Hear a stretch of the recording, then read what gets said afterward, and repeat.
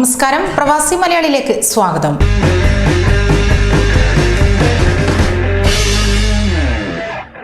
ബഹ്റൈനിലെത്തുന്ന യാത്രക്കാർക്ക് ആശ്വാസകരമായ തീരുമാനവുമായി അധികൃതർ. ബഹ്റൈനിലെത്തുന്ന യാത്രക്കാർക്ക് ഏർപ്പെടുത്തിയിരുന്ന 10 ദിവസത്തെ നിർബന്ധിത ക്വാറന്റൈൻ ഒഴിവാക്കിക്കൊണ്ടുള്ള തീരുമാനമാണ് സ്വീകരിച്ചിരിക്കുന്നത്.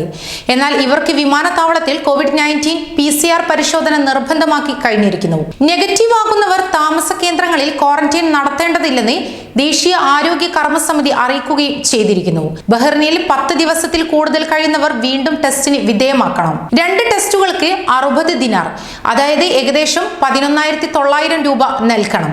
യാത്രക്കാരിൽ 10 ദിവസത്തെ ക്വാറന്റൈനു ശേഷം ജൂലൈ 1-നും ഓഗസ്റ്റ് 16-നും ഇടയിൽ നടത്തിയ രണ്ടാം പരിശോധനയിൽ ശരാശരി 0.2% പേരാണ് പോസിറ്റീവായത്.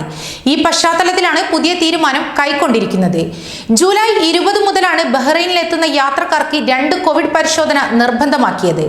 യാത്രക്കാർ ബി അവെയർ ബഹ്റൈൻ ആപ്പ് മൊബൈലിൽ പ്രവർത്തനക്ഷമമാക്കണം. പോസിറ്റീവ് ആകുന്നവരെ ആരോഗ്യ മന്ത്രാലയം ബന്ധപ്പെടും. രാജ്യത്ത് ഇതുവരെ 10 ലക്ഷത്തിലേറെ PCR പരിശോധന നടത്തിയതായി ആരോഗ്യമന്ത്രി ഫായിഖ ബിൻത സയ്യിദ് അറിയിക്കുകയുണ്ടായി. ജനസംഖ്യയുടെ 60% വരും ഇത്. ഇതിൽ 4.8 പേർക്ക് രോഗം കണ്ടെത്തുകയും ചെയ്തിരിക്കുന്നു. ബഹ്റൈനിൽ ഇതുവരെ 47,950 പേർക്കാണ് COVID-19 സ്ഥിരീകരിച്ചത്. ഇതിൽ 179 പേർ മരിക്കുകയും ചെയ്തു. 44,278 പേർ രോഗമുക്തരായി. 92.34% രോഗമുക്തി. ചൈനയിലെ സിനോഫാം CNBG എന്ന കമ്പനി ഉൽപ്പാദിപ്പിച്ച കോവിഡ് വാക്സിന്റെ 3ാം ഘട്ട പരീക്ഷണം ബഹ്റൈനിൽ നടക്കുന്നുണ്ട്. മലയാളികൾ ഉൾപ്പെടെ നിരവധി പ്രവാസികൾ പരീക്ഷണത്തിന് സന്നദ്ധമായി രജിസ്റ്റർ ചെയ്തിരിക്കുന്നു. കൂടുതൽ പ്രവാസി വാർത്തകൾക്കായി ഈ ചാനൽ സബ്സ്ക്രൈബ് ചെയ്യുക.